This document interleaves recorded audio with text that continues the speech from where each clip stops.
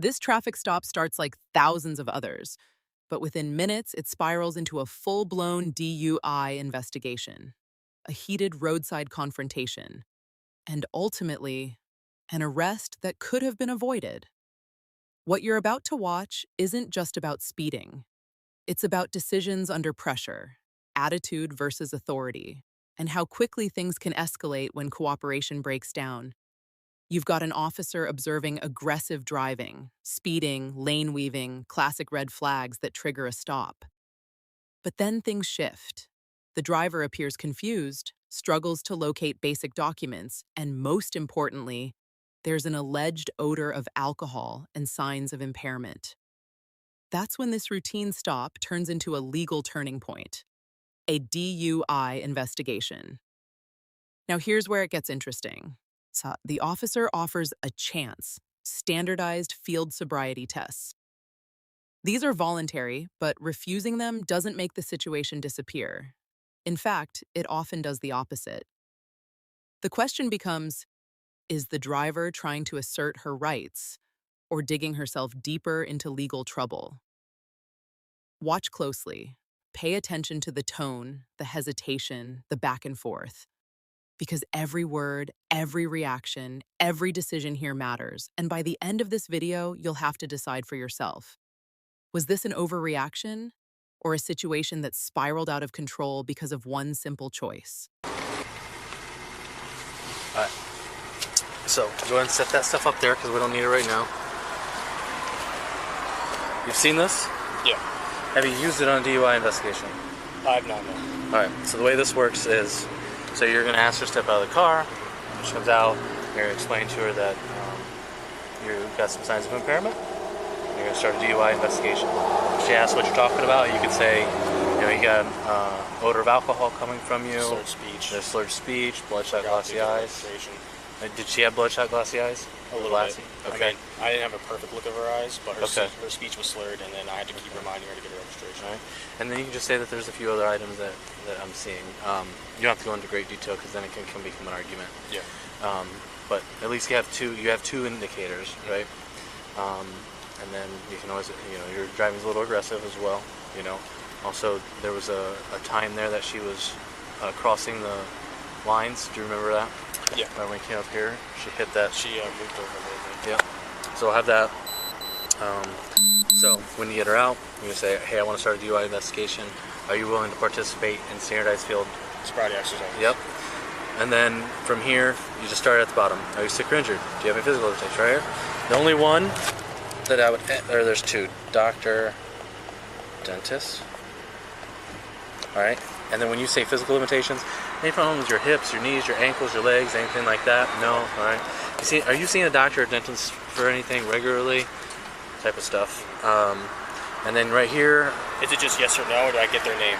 If they have info, go ahead and draw it. You can write whatever you want on this. You write notes. Yeah. Eyeglasses, contacts, are you blind in either eye? And then from here, we'll do this. All right? Yeah. I'm going to have you do HGN, and then I'm going to do it and check it. Okay? So I'll explain it to her once you do that HGN, and then we'll move into walk and turn one leg stand. It's occupied twice. There's a female in the front as well. All right? So, and then we're going to go ahead and come up with...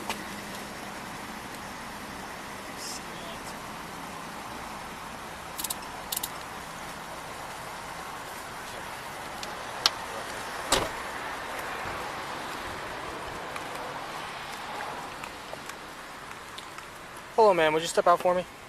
Why? I'm asking you to, please. No, but I need to know why. Well, I don't have to tell you why, but I'm going to. I sense some signs of impairment. Oh my.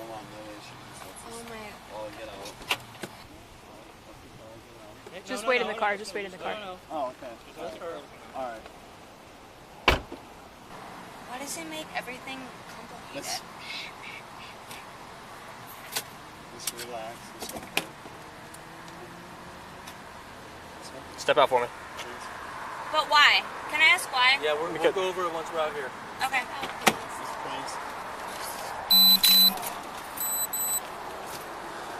Yeah, just step over here for me.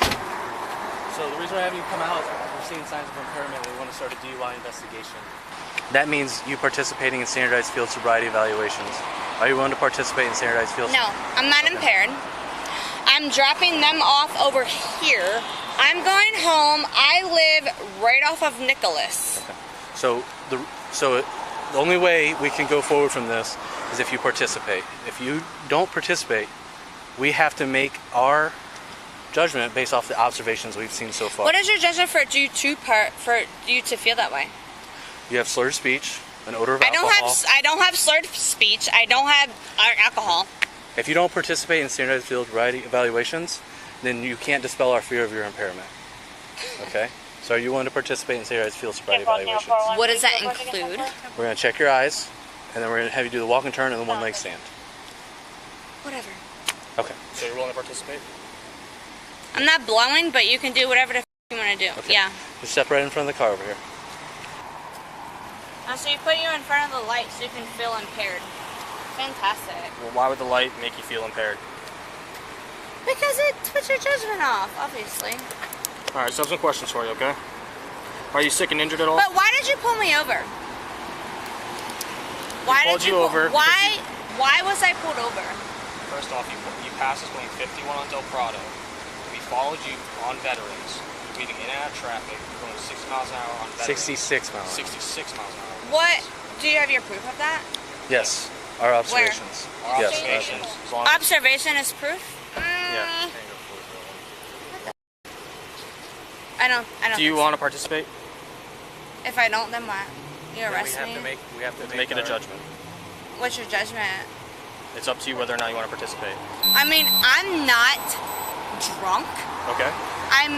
If I were or weren't speeding, I'm not saying either or, So but I'm the question not I have. impaired. Okay, so my question for you is: would you like to participate in some field sobriety exercises to dispel my fear that you may be intoxicated?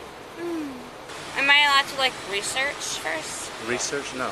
It's just yes or no. No. You don't want to? Put your hands behind your back. Okay, fine, then yes. Put your hands. Then yes, yes, No, yes. we're not going back and forth with this. Why? Okay? Because Stop.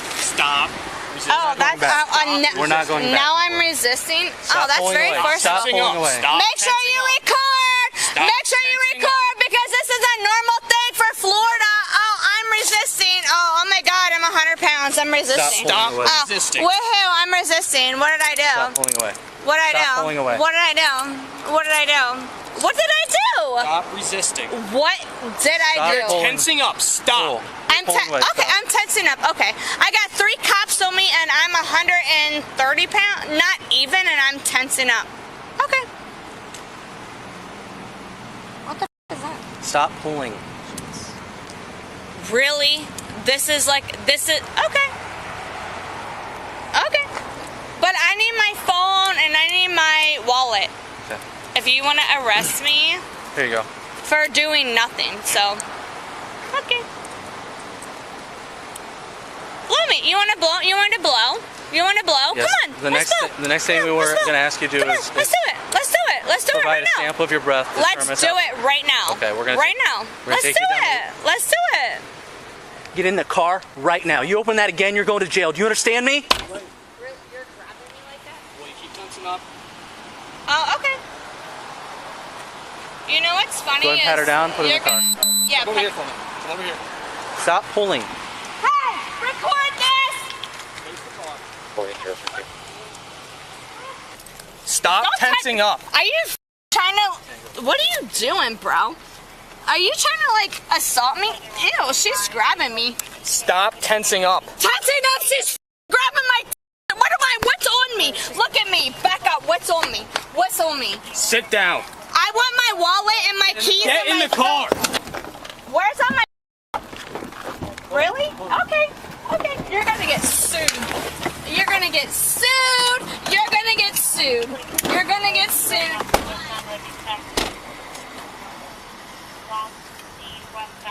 Let's do it now. Pick it up. That one right? This one's yours, sir. Thank you. Have them go ahead and step on it. All right.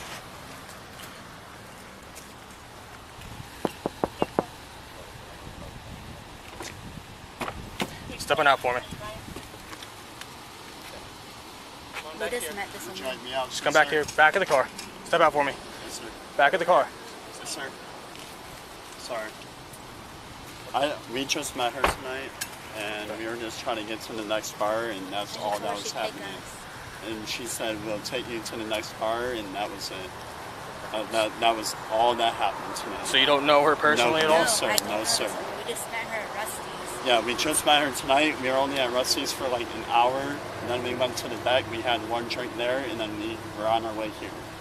And we were like, "Would you mind dropping us off?" And then she's like, "Yeah, I can take you." And then we didn't know she was Signal 1. doing the speed like out of her to stay speed limit.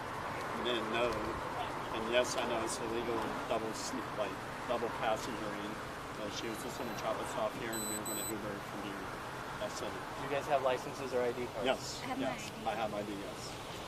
I just don't know why she was making, like I said, I don't know why she would make a big scene. And, like, you guys were just telling her to get out. That was it. She didn't have to be like, why this, why that. Just follow the rules. Just do what they say, please. Like I was trying to tell her, but she's like, no. No, not really. No, We not just really. met her Yeah, at Rusty's. she was already there. So you before weren't we with her were. the whole time? Yeah, Okay. yeah, she was already there before Maybe like we 30 were. minutes. Yeah. Did you see her drink anything while you were at Rusty's? This probably had No. like a shot of tequila, maybe. Tequila. She had a shot, and then at the deck, she had a shot. That's all we And then we came here. Okay. Yeah. I've never gotten in trouble with cops before, so this is like my first time, and I'm like nervous about it. So that's why I'm all shaky They good? and antsy. You guys are both good? Okay. Thank you. Please. Thank you for your time. Try and being safe, walking. Yes, yes. And And- I'm actually, like I said, Get an I Uber. apologize for what you guys have to deal with all the time. I know it's probably rough for you guys. It shouldn't be at all. All right, remember that, my village. Yeah. All right. Hey, you guys have a good Be night. safe. Thank you. Be Thank safe. you guys.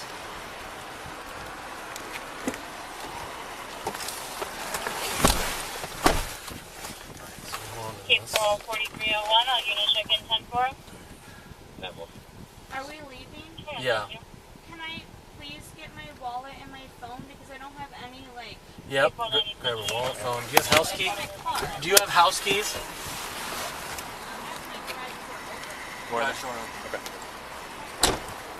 What you just witnessed is a textbook example of how a routine traffic stop can escalate, not because of a single factor, but because of a chain of decisions made in real time by both the officer and the driver.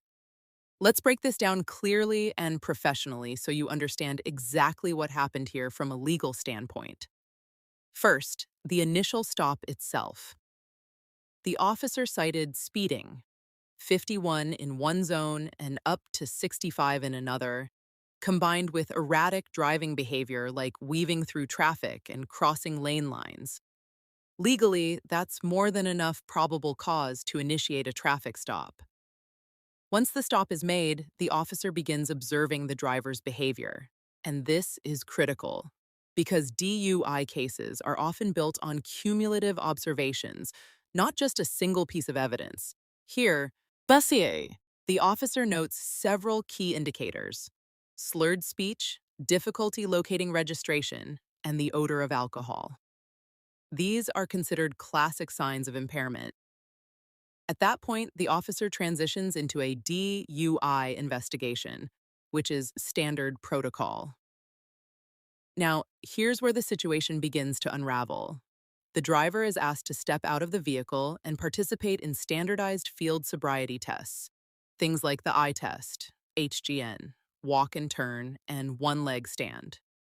These tests are designed to give officers additional evidence of impairment. Importantly, while participation is technically voluntary, refusing them puts the officer in a position where they must rely solely on their observations to make a decision. And that's exactly what happened here. The driver repeatedly questions the officer, challenges the reasoning, and hesitates to comply. While it's absolutely within a citizen's right to ask questions, the manner and timing matter. In this case, the back and forth created tension and delayed the process. Then comes the turning point: refusal to participate, followed by inconsistent statements like no, then yes, and physical resistance when officers attempt to detain her. That's where the second charge comes in: resisting arrest without violence. This doesn't mean fighting or attacking officers. It can be as simple as pulling away, tensing up, or refusing to comply with lawful commands.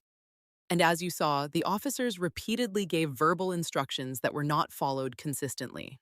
From a legal perspective, once the officer has probable cause, based on driving behavior, physical indicators, hey, and refusal to cooperate, they are within their authority to make an arrest for DUI. The driver's later offer to blow into a breathalyzer doesn't undo the earlier refusal or the behavior that led to the arrest. Now let's look at the outcome. She was formally charged with DUI and resisting arrest without violence. The sentence included 6 months of probation, mandatory DUI school, 50 hours of community service, and a 6-month license suspension. That's a significant legal and financial consequence stemming from what began as a traffic violation.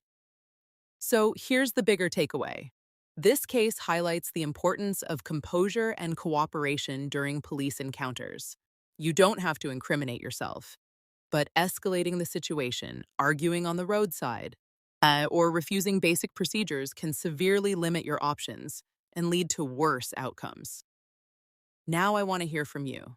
Do you think the officer handled this correctly based on what he observed? Or do you believe the situation escalated unnecessarily? And most importantly, would you have handled this differently if you were in that driver's position? Drop your thoughts in the comments below. We read every single one. And if you found this case as shocking as we did, make sure to hit that like button, share your thoughts in the comments, and don't forget to subscribe for more jaw-dropping courtroom breakdowns.